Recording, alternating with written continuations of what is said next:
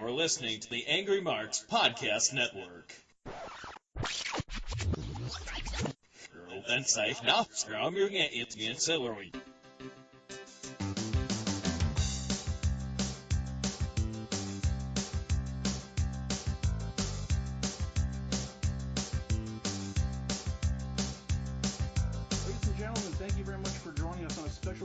Episode of Angry Marks Rewind. It's a new show here at AngryMarks.com. I'd like to thank the man in charge, Stevie J, for giving us this platform to talk about the shows that perhaps drew us in as fans, perhaps as young children, or perhaps as new fans, even as adults. We're going to talk about some of the glory years. We're going to talk about some of the great shows, maybe even some of the terrible shows. I can't do this show by myself. I've scoured the globe, and when I say the globe, I mean Twitter. I've gone so far as the confines of my own city. So, ladies and gentlemen, joining me on this adventure, the newest host of the Angry Marks podcast family. His name is Ryan Joseph. We're going to call him at Sneaky Cactus on Twitter. So give him a follow on Twitter at Sneaky Cactus. Ryan, how are you? Not too bad, thanks. How about yourself? Great. Like I said, this is the debut episode. This is a new thing that I guess we've decided to start doing. I live in nostalgia when it comes to pro wrestling. I'm not a big fan of the current product. So before we begin, tell us a little bit about yourself. Some of the listeners may know me from Mike Poulin's Ring of Honor pay-per-view reviews. This is your first time on the show, so yeah. Hoping this will be a wonderful and prosperous relationship that will go as far as up to and including 500 episodes. I like it. I like the way this is going. Well, I've been a fan of pro wrestling since I was probably about 5 years old now, and that's going on almost 20 years, I'd have to say. So I'm really excited to actually be going back and watching a few of these old gems and not so gemish videos or pay-per-views that we once grew up to love or hate. Depends how you look at it. It's going to be a lot of fun. I'm really looking forward to this. Yeah, at the end of the show, we're going to give a plug for both myself and for Ryan again, and at which point we will decide what show we'll be reviewing next week. As of right now, I don't know what show Ryan has selected. I've tasked him with choosing next week's show, so we'll get to that. But right now, we're going to start with WCW's Halloween Havoc 1996. Now, Ryan, was this the first time you'd seen this show? This is not the first time I've seen a show. I've seen the show live back when it was 1996. Definitely don't remember a lot of it, but it was it was interesting to say the least watching it again. Yeah, this show at the time did approximately 250,000 buys for a .7 rating, which for WCW standards, mid-90s, it was sort of middle-of-the-road number. This was coming off basically the formation of the NWO, which was at the time probably the hottest angle in 1996. And it was leading up to we were still at least about a year and a couple months away from WCW's biggest pay-per-view rating, which would have been Starrcade 97. Right, yeah. Yeah, that was definitely the start to WCW taking off. So the show opens with basically clips of Hulk Hogan's heel turn at Bash at the Beach the previous July, and basically forming the NWO. Our announcers for the opening match is Tony Schiavone, or as I used to call him, Tony Scavone. Yeah, I think everybody did. We got Bobby the Brain Heenan and Dusty Rhodes. Now, our opening match, Mike Tenay joined the broadcast. Up until this point, actually going back to the previous Nitro, they had talked about Randy Savage, who was the challenger for the world title here, kind of going a little bit squirrely. Thinking, and the announcers were kind of thinking that he might just take this to a level where it wasn't supposed to go. Yeah. It was definitely quite a build-up. I know they've been building this match up, I think it was like 10 months in the making, to be quite honest. And it was interesting, that's for sure. Our opening match of the evening is for the Cruiserweight title. It's Rey Mysterio Jr., who was the champion at the time, defending his title against Dean Malenko, who he had recently defeated at the Clash of the Champions event in Cedar Rapids, Iowa, the previous August. Yeah, this actually was the fifth meeting between the two. They were both tied 2-2 going into this one, so good rubber match. This is a match that I have very fond memories of. I thought this was the best match of the show. Thought Rey Mysterio basically making his debut in WCW in May of that year at the Great American Bash, I believe. And I had never seen him before that, so this was probably one of my favorite feuds of the year. Yeah, they always put on some good matches, those two. I remember watching them quite a bit, and they never did you wrong, that's for sure. So after Rey had won the title, Dean Malenko, I believe I was either on Nitro or on an episode of Saturday Night, had stolen Rey's mask. So as Dean is walking down the aisle, he has the mask in his possession. Rey comes out, and at the time, all of WCW's events had these themed, very, very elaborate sets. So, of course, the Halloween Havoc had all the tombstones and the coffins, and it was a very cartoony type set. So it was funny watching Malenko walk down the aisle. As he's making his entrance, he looks to his left and looks to his right. So, the fuck did I get myself into here? Yeah, well, they called him the Iceman for a reason, eh? They billed Rey Mysterio from Tijuana, which was an outright lie. Yeah. Why don't we just, why don't you go through the match, and then we'll just sort of take turns giving our thoughts on this. Well, Dean didn't even wait for the bell to start. He just came out swinging right away, and he didn't even give Rey a chance. It was okay at first. There was a weird part right at the beginning there where Rey gets rolled up in a cloverleaf, and he rolls out of it. He gets up, and then randomly they both kind of like go to attack each other, but then Rey decides to just kind of like grab his head and stumble off to the side. I thought there must have been a botch somewhere in there. Yeah, that seemed very, very uncharacteristic of Rey, and especially since these guys had been working the loop for most of the year. Yeah, right, and yeah, so I found that to be a bit of a strange part. Other than that, there was a few good spots. Rey hit a good somersault senton splash to get his mask back. So once he got that mask back, he definitely went right back into Superman mode. So after Rey does his over-the-top flip, he gets his mask back, and Dean gets the heat with a drop kick from the top rope, and he's working over the left leg. Yep. Dean hits a superplex for a 2, and Rey landed right on his head on that superplex. Do you see how he just sort of like landed right on the back of his skull? Yeah, that looked like a pretty awful shot there, but he got up and stayed in it, so kudos to him for keeping at her on that one. Yeah, Malenko with a rare ring awareness issues, as he has him in a camel clutch. He doesn't know where the hard camera is, so we get a nice shot of the back of Malenko until the handheld camera pans around. Yeah. Bobby Heenan had some gems on this show. He said of Rey, "Oh, he's so tired he can't grow hair." One thing Rey did after he got the mask back that Malenko had stolen, Dean's on the outside, and Rey decides he's going to take off the mask that he came to the ring with and change into the one that Dean stole. Mm-hmm. Yeah. He did that pretty cleverly, too, without really revealing a lot of his face, I noticed.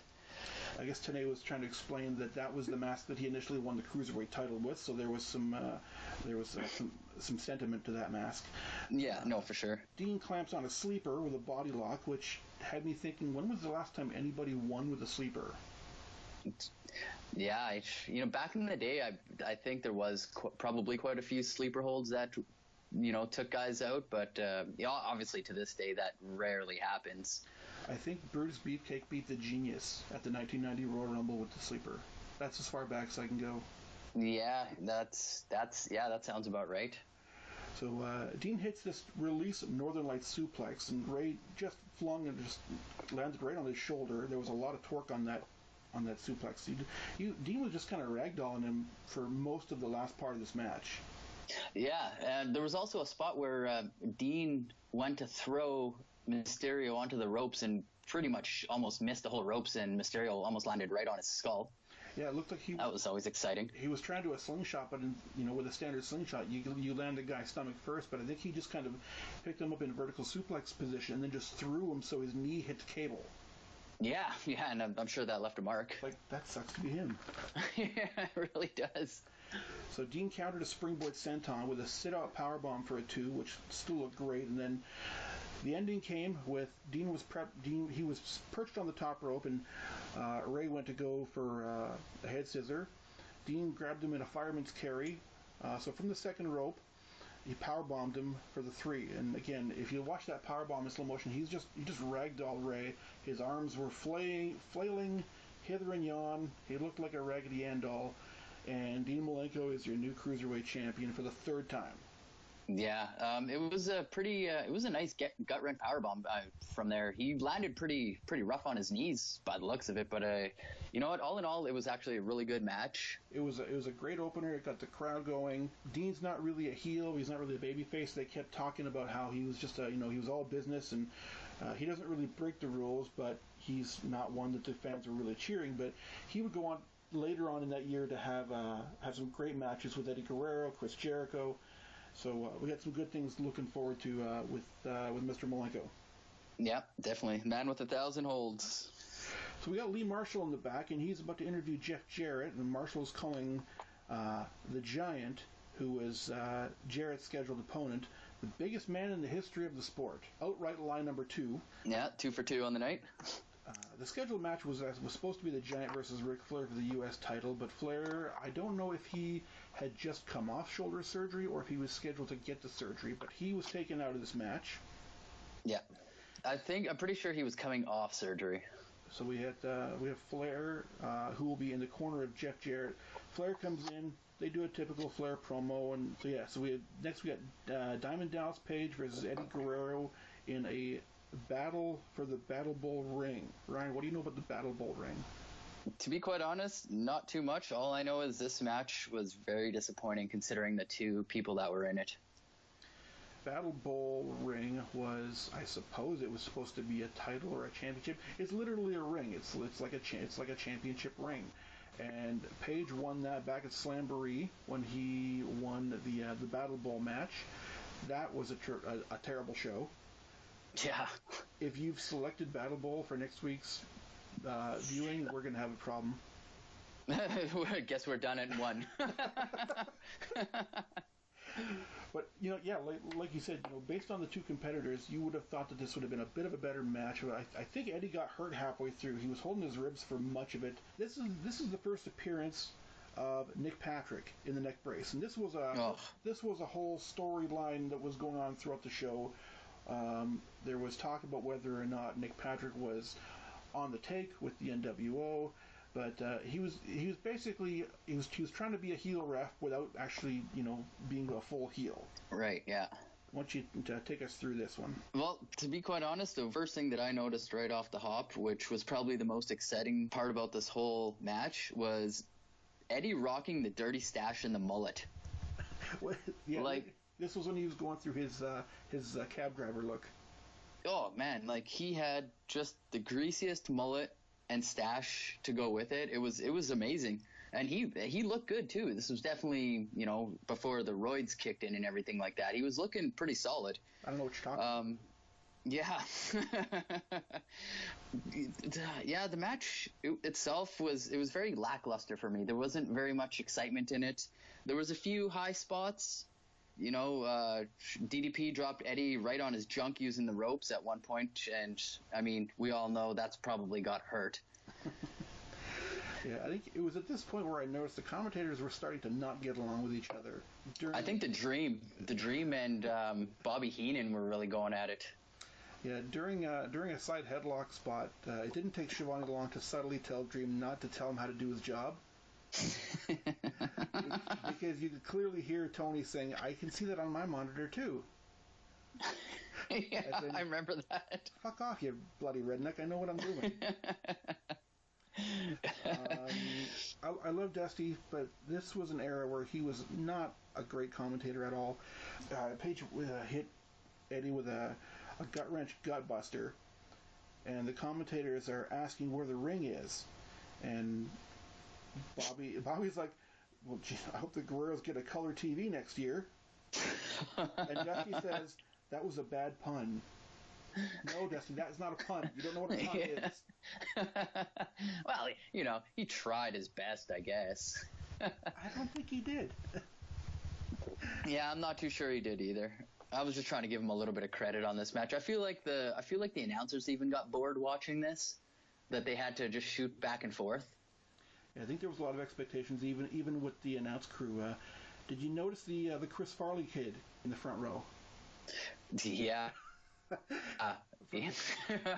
He was there all night, and boy, was it amazing. So Paige is on the floor. Eddie hits a top rope cross body to the floor, and as Eddie's getting up, there's a kid. And if you watch any amount of Nitro, you know that there's this one child in that era, and he's affectionately known as the Chris Farley kid. He's a rather portly child. I would go so far as to say malnourished. And he has the Chris Farley bowl haircut, and he is having just the best time. Yeah, I'm pretty sure we all had that bowl haircut at that time. He's appeared on a couple Nitros. He's appeared on some pay-per-views. He's like WCW's Vladimir back in the day, if you remember him. Oh, yeah, I remember him. Yeah. The finish comes. Paige hits a version of the Styles Clash and a spinning powerbomb for a 2, and he's starting to get a little frustrated because at this point Nick Patrick is his counts for Eddie are becoming much more slow, and Paige grabs him, sets him up for the diamond cutter, has him in that cravat. Time passes. He hits the diamond cutter. He pins him, and Nick Patrick counts the 3. Yeah. That's a very low energy finish. It was bad. I definitely rated this one the lowest out of all the matches on the card. And it's a shame considering it's DDP and Eddie, you know what I mean? Like, they put on great matches, and this wasn't very good at all. I don't even think this led anywhere, because this was kind of the start of DDP's face turn. Right. I forget who he worked at Starrcade. I guess we could go back and look, but I'm too lazy. So, this is the type of crack journalism you're going to get here at the Angry Marks Rewind. All the best for you people. All That's the best right. for you people. Nothing but the best. Nothing. So the network version cuts out the replay of Nick Patrick faking going into his pocket and picking up the ring. So this basically ends the story of the Battle Bowl ring, and it's like it didn't lead to anything. It didn't grant him a title shot or anything. No, it was pretty much just a pointless ring. What did it get him? Yeah, I don't know. Maybe he got the power from Mordor or something like that. I don't know. For all you people that, maybe watch The Hobbit or any of that stuff, you might get it. The previous Nitro, as we discussed, Randy Savage, right before the Go Home show, was kind of going a little bit nutty, a little bit squirrely, a little bit psycho. And, God, what happened there? Ryan, No, I'm still here. Oh, okay. That's God telling us to skip this segment. Was that the Slim Jim sweepstakes? This was the Slim Jim sweepstakes. You know how upset I was? Because honestly, watching this, I honestly thought I had a chance. I was like, oh man, my name's going to get called and I'm going to win myself a big monster truck and this is going to be the greatest thing ever. And I totally forgot that it was 1996 and my time passed on that one, and I was very upset when my name did not get called. You were legitimately surprised when you did not win. I honestly, at first, was really excited, thinking, holy crap, I hope I win this. And then realized that I am living in the past and that I was not entered in that. We could go back and we could enter again, I suppose. You can call the hotline. Yeah, call the hotline, yeah. Part of me wants to call the hotline now and see what number comes up. It's probably some porn site. I would imagine it probably is, or one of those dating sites like farmersonly.com or something like that. Yeah, why are we limiting it to just farmers? I don't know. Yeah, good question. And if a rancher goes on there, are the rest of the farmers going to say, "Get off the site, you're using up the bandwidth"? Oh, I bet you they're not even allowed on there. I bet you they're already blocked. We could start something here. I think we just found ourselves another project. So the Go Home show for Nitro, Randy Savage was about to murder Hulk Hogan. He was depressed. He was sad. They took his money. They took his woman. He's been beaten up on a regular basis. But here he's just happy, snap into it, Slim Jim Randy Savage. And boy, was the Slim Jim brand all over the show. I honestly did not notice it once on there. Stand for sarcasm. We're clean. All right. Yeah, we're clean. Woo. So some woman from Michigan wins the truck. This was not on the video release. This, which was kind of funny because later on in the show, spoiler alert, they bring out the monster truck, and Tony announces that, oh, some young lady from Michigan won this truck, and then 2 seconds later you could hear someone yelling in his ear. It's like, oh no, I guess she didn't win. They won a street legal version of this truck. I'm sorry, you just won actually a Slim Jim, box of Slim Jim. Right. So after the monster truck draw, we get Mike Tenay with another interview section saying that you can listen to Halloween Havoc on the internet. If you're 1996 and you've already paid to watch the show on pay-per-view, wait a minute, I can listen to just the audio on the internet. Screw this TV bullshit.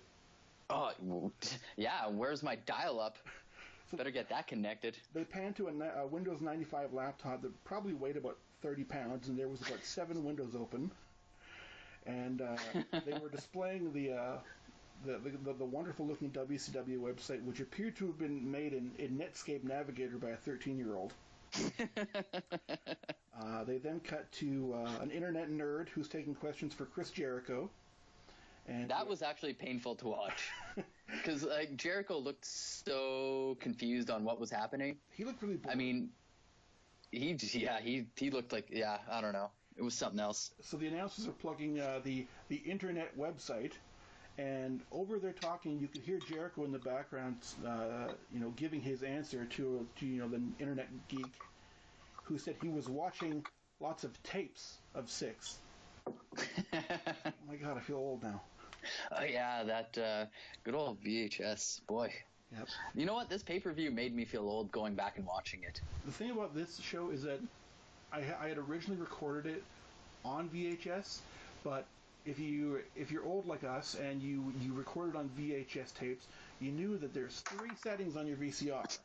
There's ET, which is 6 hours, but it's very low quality, and SP, which is only 2 hours, and it's got really good quality. So I remember recording this show on SP, which means I missed the main event. Oh, yeah. That's rough. So thank God for Blockbuster Video. Thank God. Where are you now? We get Mike Tenay interviewing the new Cruiserweight champion Malenko. He says, I'm the champ. I'm going to, whatever. Open challenge. Yeah. Yeah, it wasn't that exciting of an interview, to be honest. But, I mean, what do you get from Malenko? He's not very exciting when he's talking. He's a black hole of charisma. Yeah. We get our first appearance of the New World Order with the Giant taking on Jeff Jarrett. Their entrance ramp was not a ramp. It was the top. It looked like the top of the 200 section. And they had about 1,000 stairs to get down. Yeah, it was... I don't know what was up with that. I don't think they did that every pay-per-view. I don't recall if this was the only one that they did something like this on, but it felt like it took forever for them to get down there. Bit of a trivia note here for you. Did you know this is Virgil's WCW debut? I did not. I did notice him a few times on there not doing anything but standing there. So he went from standing and doing nothing in WWF to standing and doing nothing in WCW. Yeah, probably got paid an extra $1 or $2. I'm sure he could use it now. And you know what? That's the shitty part about this. He was probably making like $175,000 a year. Oh, for sure. For what did he do? I don't remember much of what he did, to be quite honest. Yeah. Well, at least not until the NWO split, which comes around mid-1998. So we may hit that eventually. We'll get there. I can't wait. Yeah, me neither. I'm really licking my chops on that one. I can't wait to call a Stevie Ray versus Scott Norton match. Oh, you know what? I think I might have just changed my whole pay-per-view.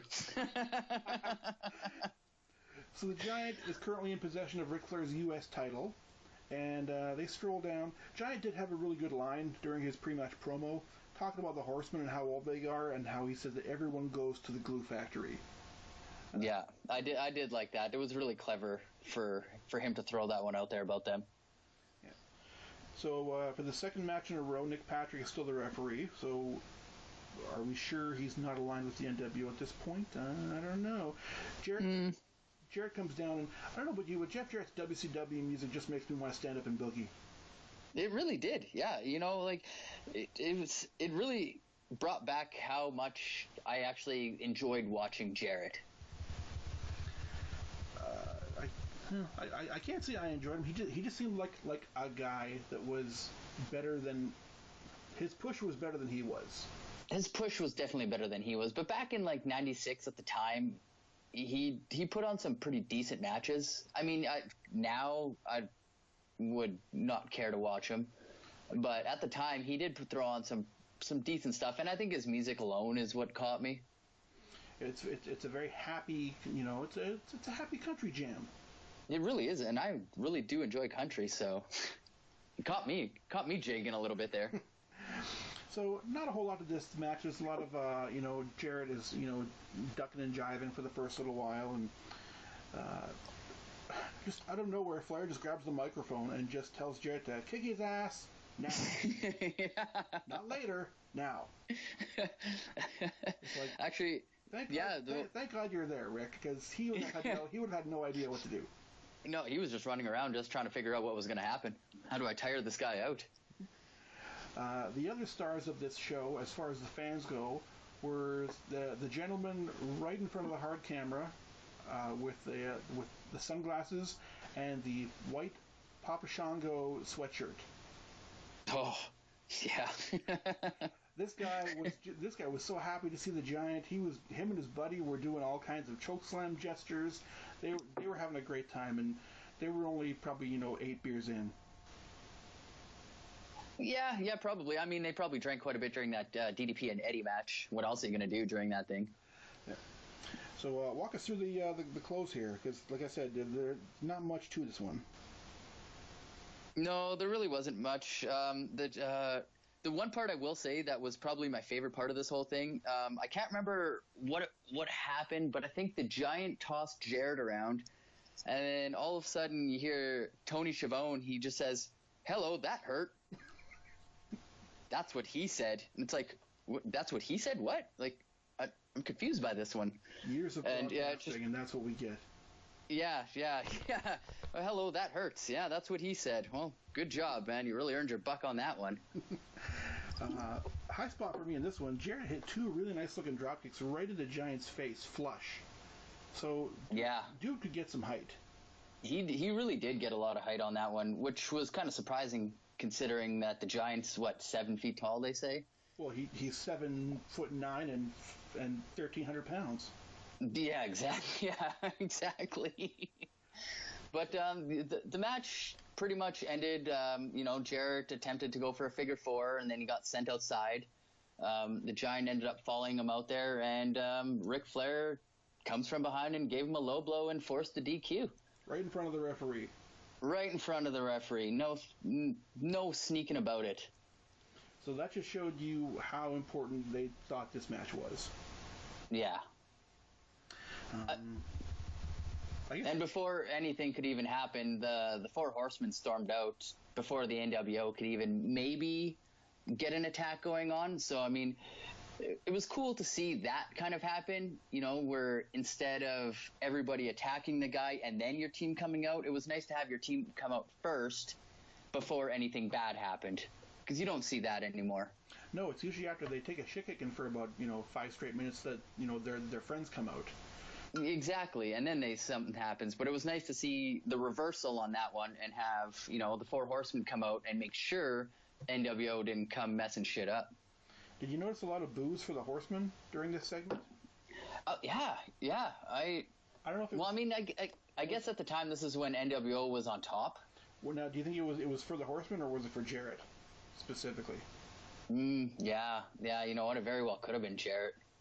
Because he was never. I don't think he was ever really over, and even when he was, sort of deemed a Horseman. Right. So. I don't think Jarrett was ever over until he became fucking going around with the Slapnuts guitar. The chosen one. The Chosen One. I don't think he was really over until then. And even then, I don't even know if he was really over. So see, this is an important journalistic news that we forgot to mention. There were 2 dark matches before the opener. Oh, yeah. I don't know if you noticed this, but we have to talk about Jim Powers beating Pat Tanaka, and a tag team match of Psychosis and Juventud Guerrera defeating Damien and Halloween. Halloween does the job at Halloween Havoc. What the hell? Yeah. Actually, that tag match was probably pretty good. Oh, probably. I wish they would have showed it, to be quite honest, because who doesn't like Psychosis and Juventud? I can't think of anyone. Exactly. I would have been all for one, Psychosis dancing with his little chair. Oh, well, that was La Parka. Ah, God, that was La Parka. But the two of them did often team up. And when I purchased my N64 and bought WCW Revenge, the very first match I ever played on that was a tag match with La Parka and Psychosis. Yeah, La Parka was probably one of my favorite cruiserweights. So, sorry, I promised Stevie J I'd throw in some retro video game jabber here and there. So, there you go. Well, he's in luck because I have that game among the other NWO versus the World games and everything like that for my 64 kicking around somewhere here. Holy shit. My weekend is planned, brother. I was going to say we might have to get together and have some beers and play some 64. Oh, yeah, I guess we didn't talk about I, of course, as the ROH fans of this website know, I'm in Winnipeg, Manitoba, Canada. And as I was looking for a co-host for this show, you and I had started following each other on Twitter probably a couple months ago. I don't remember when. Yeah, something about that. And then I was like, oh, he's posting Winnipeg Jet stuff because this is right in the heart of the NHL playoff run. And I looked, and sweet Jesus, my co-host lives in Winnipeg too. Winnipeg's taking over. Better believe it, people. We already got Chris Jericho and Kenny Omega taking over, so why not 2 others? Speaking of, the next match on this show, we have Chris Jericho versus Six, which of course is the Sean Waldman 1-2-3 Kid, whatever you want to call him. This is the second time that DiBiase is cutting another promo from the top of the stands. Six takes the mic and does a pre-match promo calling Jericho a fine young athlete. Jericho is 2 years older than Waltman. Yeah, I didn't understand that one. So Six says you're NWO for life, which means that he still is. Yeah. When they do Jericho's entrance, what I noticed is that a lot of Jericho's WCW matches they have overdubbed with his Y2J theme, but in this they had his first WCW babyface theme. So that was kind of a nice surprise. It really caught me off guard too, because I was expecting like a Y2J, like break the walls down, because that's what you remember hearing with him. And when that hit, I was just like, who the hell's coming out right now? And then Jericho came out, and I'm like, oh yeah, that's right. Yeah, so Nick Patrick is again the referee for the 3rd match in a row, and they do a really quick sequence to start, as you would expect these 2 guys to do. They had worked. Was this the first time they had worked together? I believe so. I know that they would work with each other in WWE in 2001-ish. But I think this was definitely I think the first high-profile match they had against each other. Yeah. So the camera pans to the crowd, and we see members of the Dungeon of Doom, Kevin Sullivan, Conan, and Big Bubba. And at this point, we're not quite sure why they're there. I guess it's assumed that they're there to just watch WCW's back against the NWO. Yeah. One thing I always love about Jericho is that even in these formative years, he'll still throw a hold on a guy, and he'll yell to the ref, "Ask him, ref." Yeah. It's such a cool, old school thing to do. Oh, the charisma out of that guy is just unreal. Yeah. So Jericho's draped outside the ring. Six hits an elbow from the middle rope onto the floor to the outside. Jericho starts his comeback with a big back body drop, and that's another thing you don't really see a whole lot nowadays. It's just a nice simple backdrop. It's a good thing to get the crowd going. It's a nice babyface pop, and I wish more people would do that. Yeah. So he hits the lion salt. The ref at this point, his counts for the babyfaces are super slow. And they get slower every time. They get slower for Jericho every time. Out of nowhere, Six hits a spin kick, and he gets a win with what appears to be a relatively fast count from the referee. Yeah, the count was definitely really quick, 1, 2, 3, compared to the probably 5-second 2 count that Nick Patrick gave Jericho after that lion salt. And then, of course, had to hold your neck. You got to sell that your neck's sore. So I did some research on the win-loss record of Chris Jericho in these sort of early WCW years. In his first, 9 pay-per-view matches, how many do you think he won? Oh man, you know what? 2. Oh, you're close. Between September 15th, 1996 and February of 1997, he was in 9 pay-per-view singles matches, and he only won 3 of them. Oh, wow. And the first one was to Nick Patrick, which was at the World War III pay-per-view. There's a win that you're glad that you have on your record. But no, he's had losses to Benoit, Masachono, Eddie Guerrero twice, Alex Wright, and so I don't think they had a whole lot of stock in him as a singles guy, in the late 90s. So it wasn't until I think he did his heel turn, and that's when he really started to pick up some steam, and he actually started to mean something around there. But by that point, the writing was on the wall, and he was pretty much done. Yeah, it was a little late at that point, and WCW missed out on a gem to help carry that franchise, and they screwed that one up. That's for sure. Talk about Lex Luger and Mike Tenay. Oh God, that was rough. Like Luger, that mullet too of his. Like, you know what? I will say this: going back and watching this pay-per-view, the hair style was unreal, and it really brought me back to when I maybe once had a mullet. I'm not too sure if it was a real mullet or not. We'll ask my parents on that one.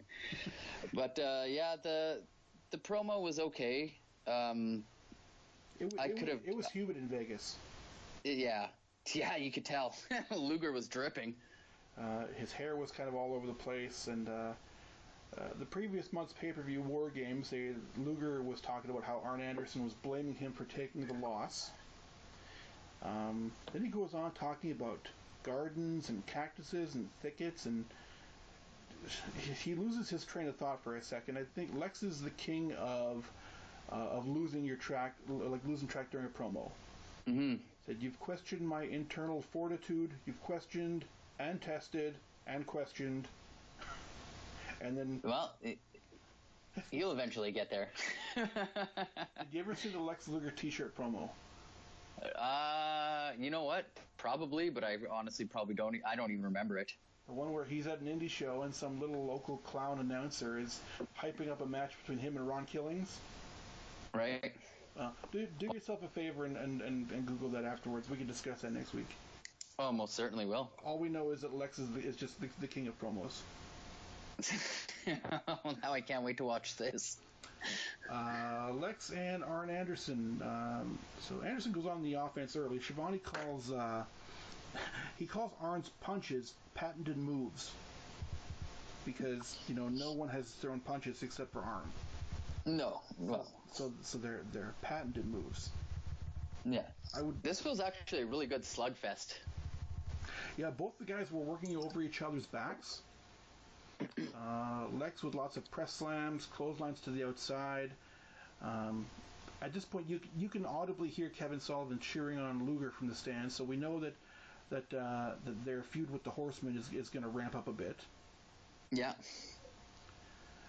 Anderson didn't get a whole lot of offense in this until he hit a spinebuster, close to the end. Yeah, that was a real. I love his spine buster. It's definitely one of the best in the game. That's for sure. It's one of those iconic moves, and now anytime anyone does it, they have to reference Arn. Every single time. Arn throws Lex outside and immediately gets popcorn thrown on him. I don't know if he caught that or not, but it was actually funny. Like when back in WCW, actually, I am pretty sure they did it in WWF too, where the fans threw all sorts of shit inside the ring. Well, Bischoff used to not verbally say it, but he would encourage guys to throw shit in the ring because then that would get the heels over. Right, which makes total sense. Safety. Yeah, that's for pussies. It's like back in the day when they used to throw batteries and squirt Drano at the heels with squirt guns. Oh yeah, see, come on. If you're a heel, you got to be able to take that. So the finish comes when Arn tries a DDT. Lex holds onto the ropes. Lex runs into the referee, who's it's not Nick Patrick at this point. We have a new referee. He's is it Mark Curtis? I think it is. I think so. Yeah, all 80 pounds of him. Yeah, that's all in his mustache, though. Oh man, you talk about hair. Yeah, Brian Hildebrand had some hair.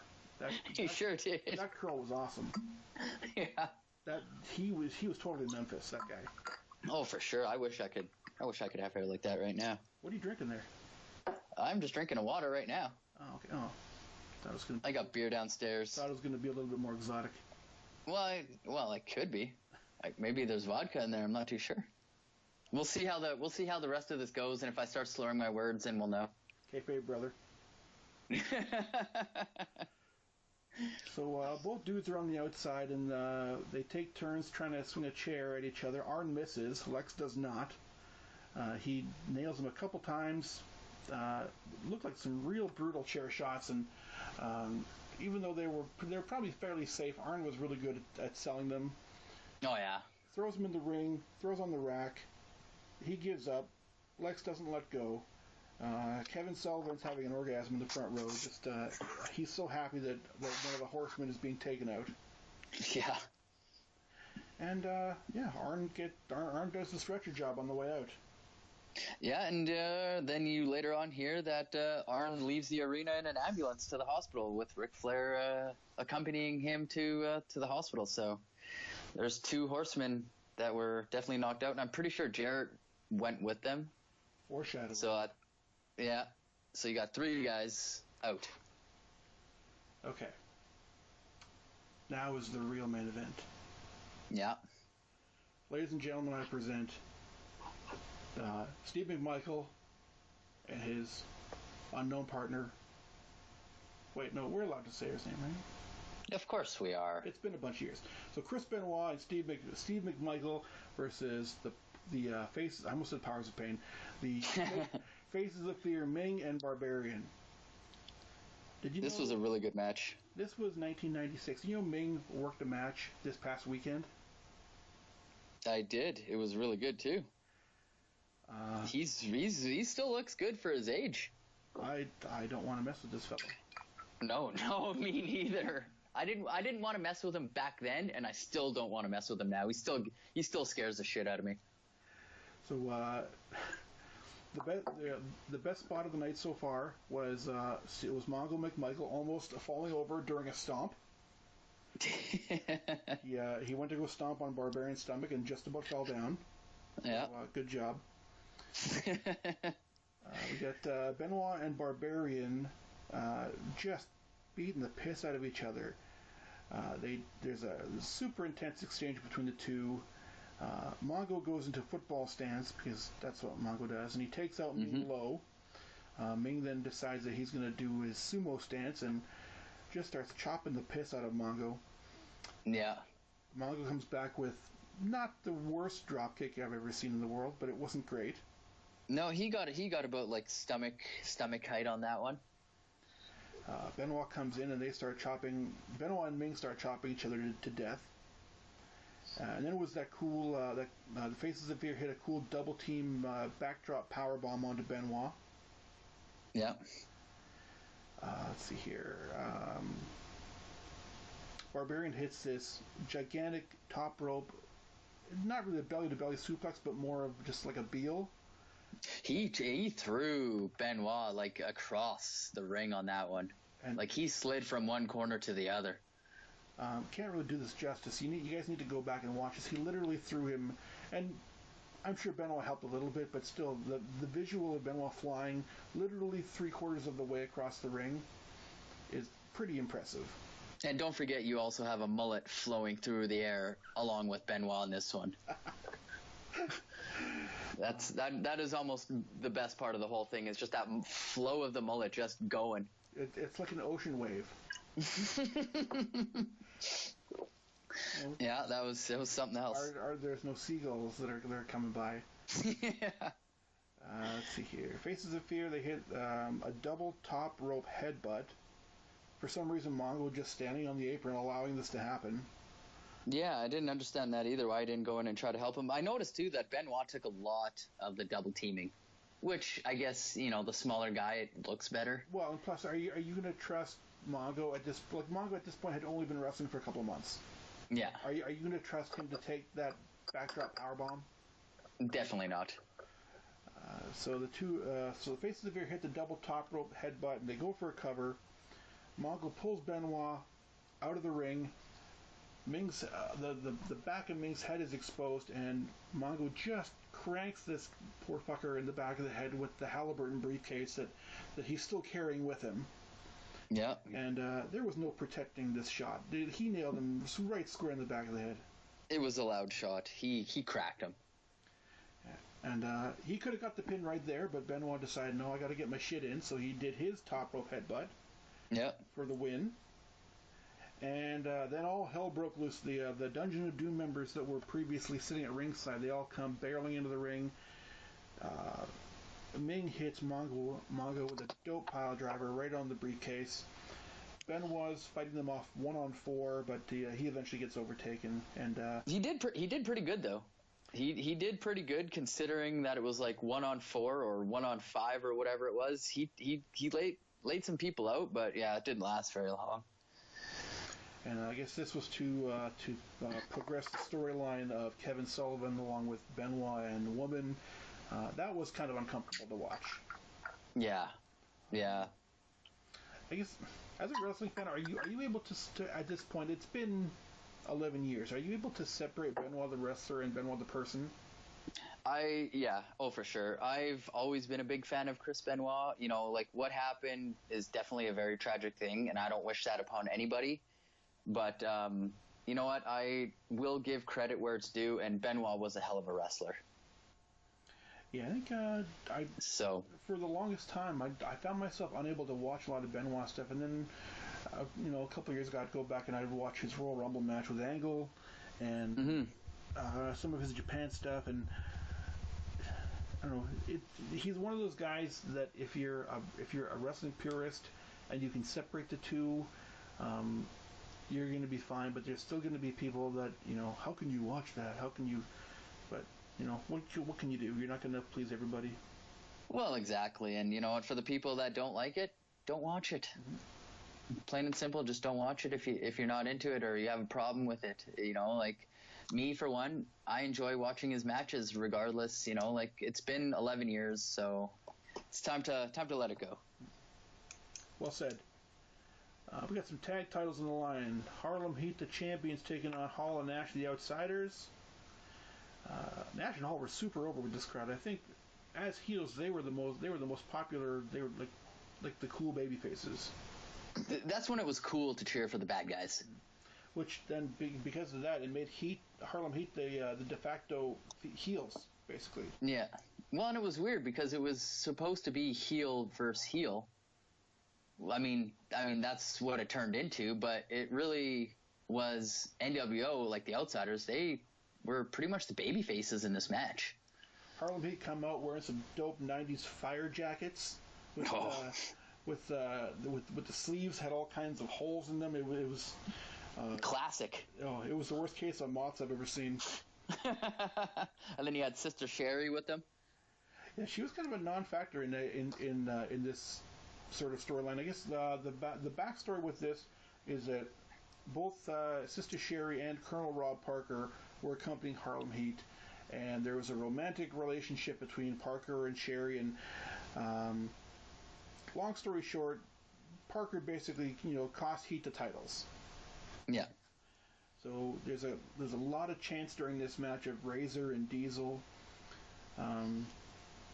It's at this point where there appears to be some sort of fight in the crowd. Everyone stops what they're doing, and they're watching this fight in the crowd, and they cheer when security takes these guys away. Yeah, I really wish the camera would have panned to that one. Would have been interesting to see. So it could have been a beach ball. I don't know. Beach balls, they didn't become popular until Cesaro did his beach ball gimmick. Oh yeah, that was a good one. One thing I liked the commentators, and what they did here is they referred to the championship as the World's Tag Team Championship, and I always thought that always sounded far more legitimate than, say, the WWF Tag Team Championship. Yeah. In the early 80s, they would always refer to it as the World's Heavyweight Championship, not like the WCW Championship, and I always thought that was a nice touch. Yeah, it made it seem like they were worth more than just, your in-house championship belt. So Scott Hall hits his second row bulldog on Stevie Ray for a 2. Sherry gets on the apron, and Hall starts giving her the eye, and Sherry just hauled back and slapped this guy, and that was probably the stiffest shot of the whole match.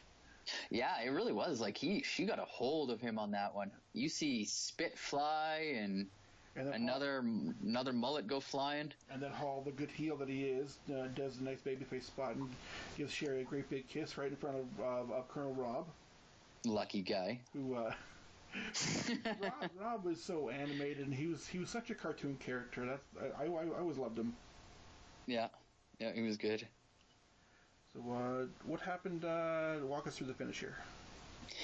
Well, the finish here, we got you had Harlem Heat. They ended up hitting with the Harlem Hangover, but for some reason, the ref decides to check on Booker and to see if he was okay and help him out of the ring, which I found kind of odd considering he wasn't the legal man. And you had Stevie Ray pinning, I think it was it Nashin at the time? I think it was Nash. I think it was Hall. It was Hall. Hall was the one that got hit with the hangover. It was Hall. That's right. I watched that, and it's like, that looks like a really unsafe move. It really does. And then when the ref was kind of like, helping Booker get up and get out of the ring and everything like that, I found that to be a really weird spot because, that never happens. Right. And especially when you got Stevie Ray trying to pin Hall. And so while that's happening and the ref's back is, clearly turned, the Colonel gets in the ring and tries to take a swing at Nash. Well, that didn't work out too well for him. So Nash ended up stealing his cane and just cracked Stevie Ray a couple times. I mean, not hard, but he didn't really have to steal it. I think Parker kind of gave it to him.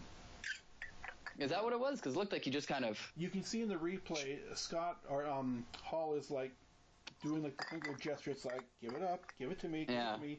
And Parker just handed him the cane out of pure fear. And I thought Nash just smoked him on the side of the head. He did. And then Colonel just hightailed it out of there. I didn't think that guy could run that fast.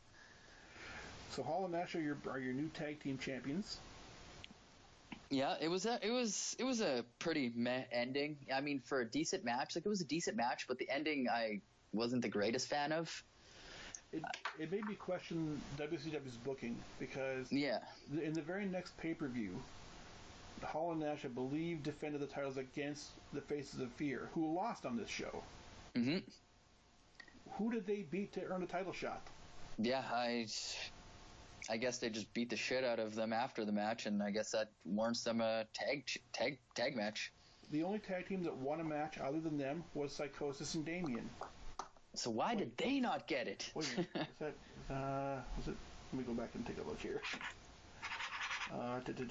Yeah, Psychosis and Juventud Guerrera. So, damn it, why didn't they get their tag title shot? Yeah. You know what? We have some questions, Jesus and we Christ. Need answers. No wonder this company went under. Juventud Guerrera was robbed of his title shot. Yeah, that's bullshit. Dicks. He was, yeah, you know what? I'm done with WCW. No more. No more.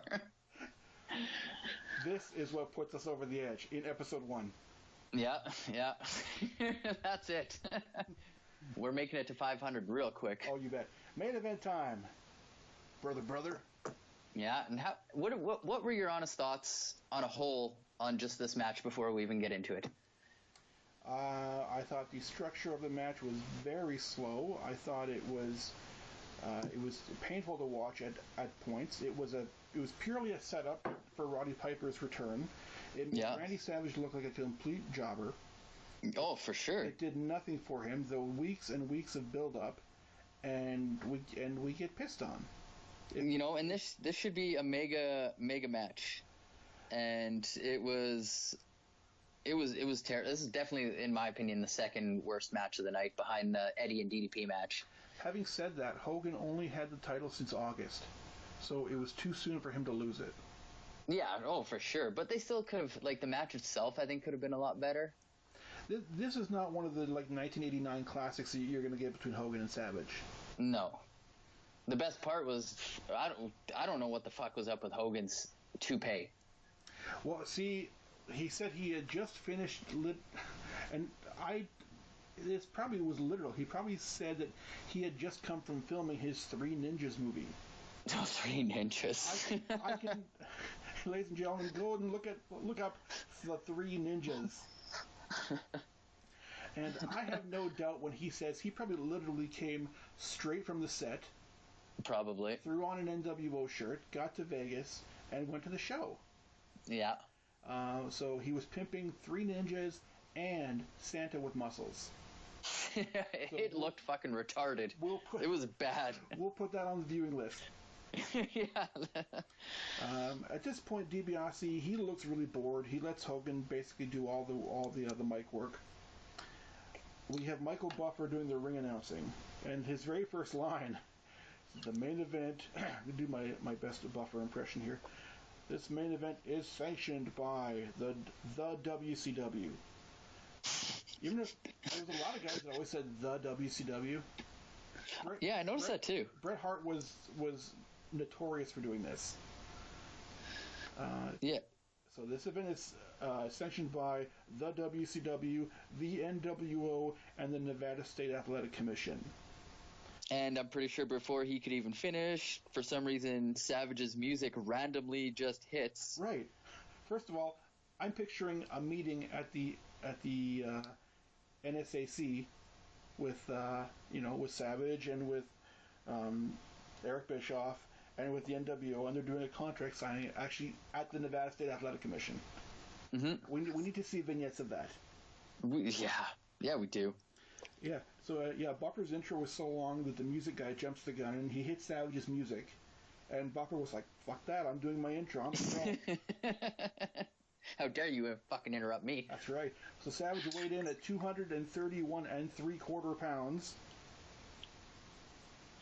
Before he was just 231, but he had a couple Slim Jims because they were hanging around. They were there. So Savage starts to come out, and he's got Slim Jims all over his jacket, on his hat, everywhere. It says "Snap Into It." I understand he was the poster child for this product, but come on, less is more. We had it on the ring posts. We had it all over the canvas. The announcers were, plugging it every once in a while, and they were figuratively shoving Slim Jims down our throat. The one thing that pissed me off is when they brought that damn monster truck out that I did not win. Bullshit. Still upset. Fuck, really? Again, man, I really thought I had a chance. Man, we gotta go to Michigan and find that woman who won it. They mentioned her name, but I didn't take note of who it was. Either did I. I was too upset that I didn't win. So, tons of stalling early on in this match. I feel like it took 10 minutes for this match to, get started once the bell rang. Was it just me, or with Hogan's short, spiky hair, his physique almost looked sickly? He did, yeah. That's what I thought too. When they first showed him at the top in the little NWO suite there, and he was talking, I thought he looked sick because he didn't look as jacked as he usually does. Like, perhaps he wasn't allowed his, his medicine while he was shooting these movies. So, I don't know. Maybe the Three Ninjas stole it. That's right. Little bastards. They had to get on the gas. Yeah, little fuckers. So Hogan is begging off, and I find heel Hogan begging for mercy to be a thing of beauty. Because he's so over the top, and he'll throw his hands up and he'll gasp. And so Savage stole his sunglasses, he stole his wig. And he wore both. Heenan with some more great lines. It's a convertible. Savage looks like a real skunk.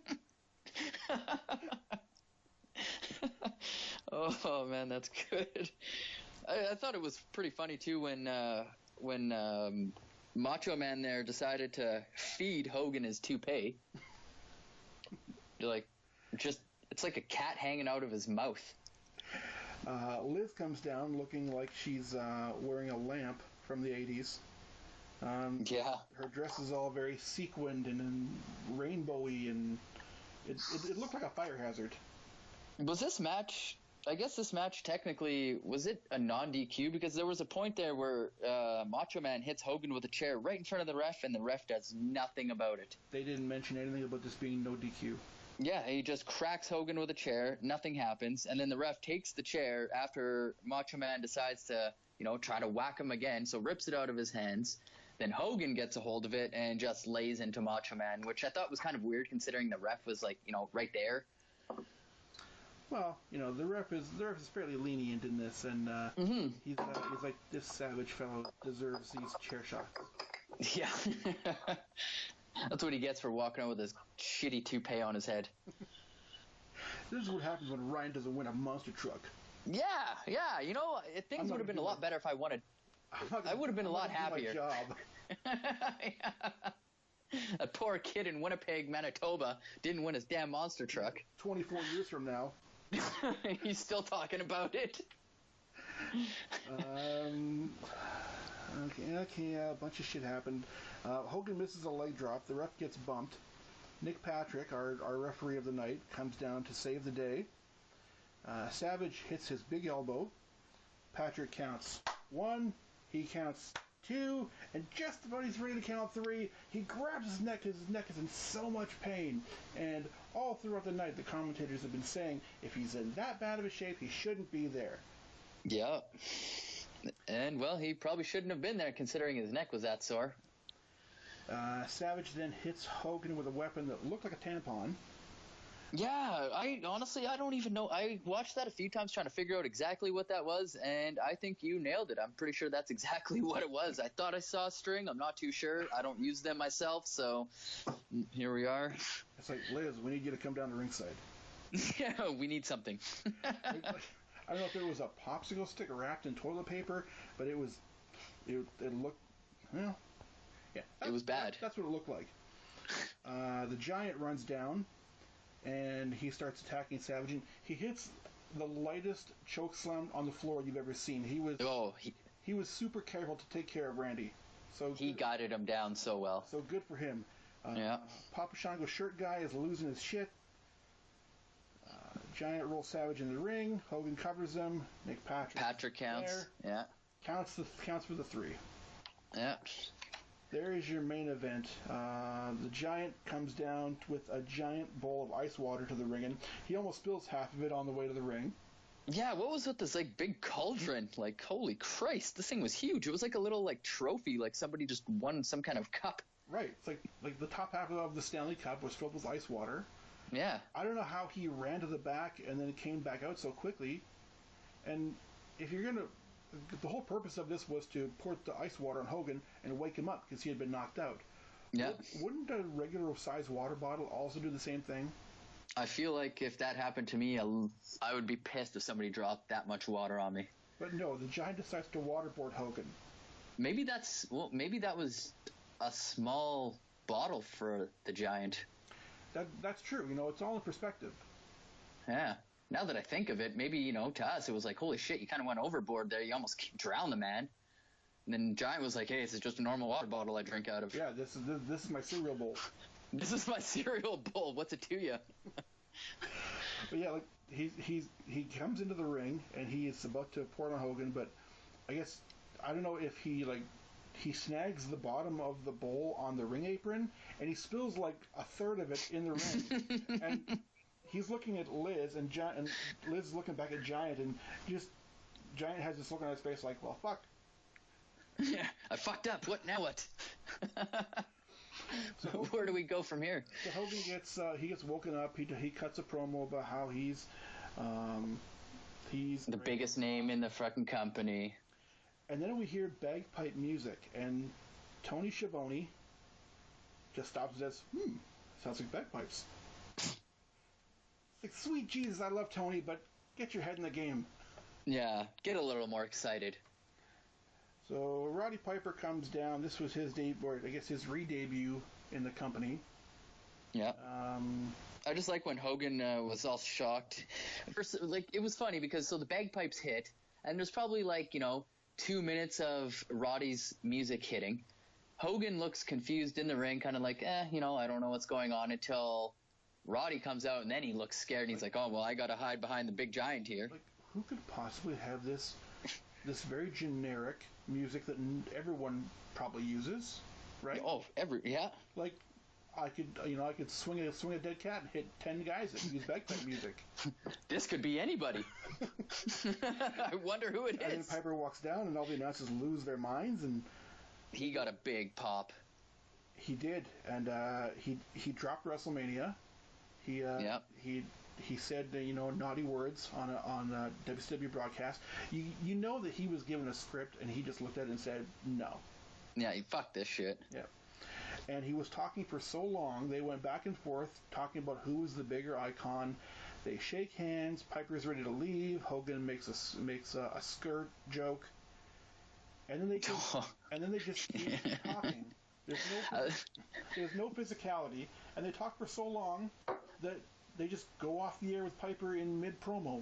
Yeah, and the Giant looked actually pretty confused for most of this, just standing in the corner like, are we done yet? We're missing our time cues, brother. Yeah. Oh, and then I think it was awesome when Roddy looked at the Giant and he said, hey, settle down there, Sprout. That's not the first time he said that to him. Yeah.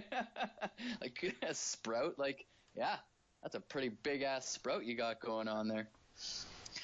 But honestly, for me, out of that whole back and forth between the two, when Hogan turned around and said to Piper, don't forget, when you go to the bathroom, you got to squat in that one.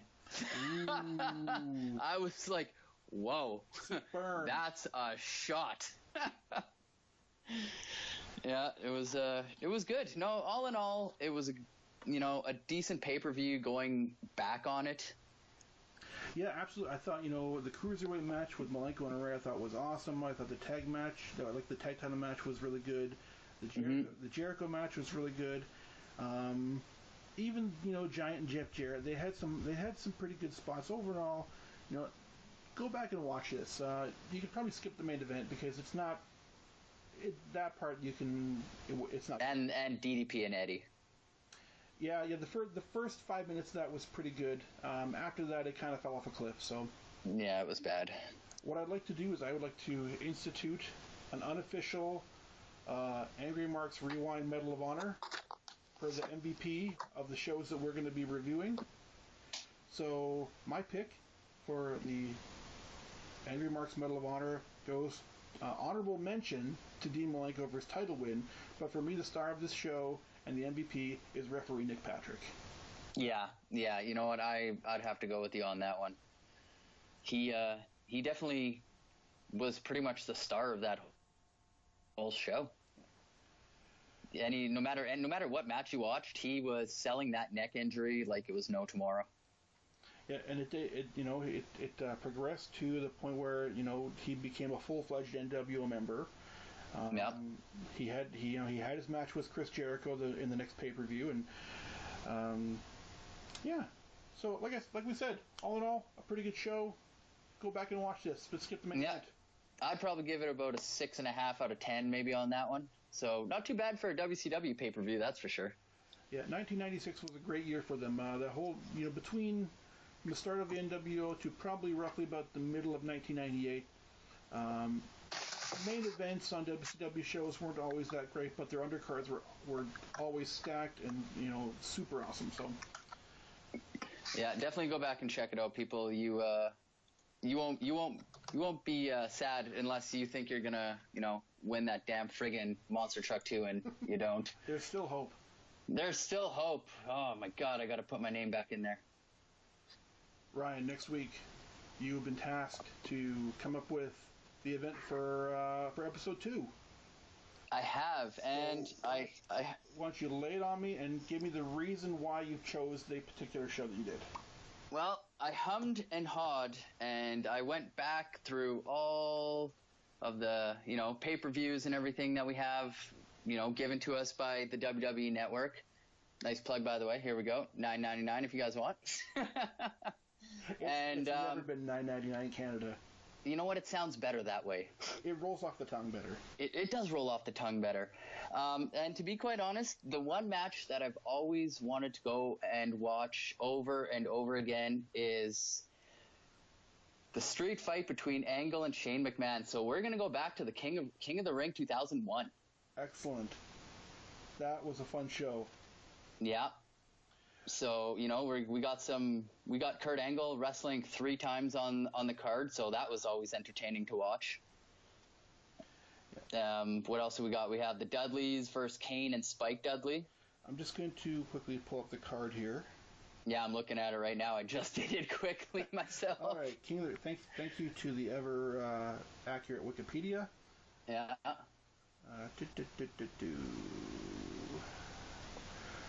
We've got we got Kurt Angle versus Christian. We've got Edge versus Rhino. We've got the Dudley Boys versus Kane and Spike Dudley.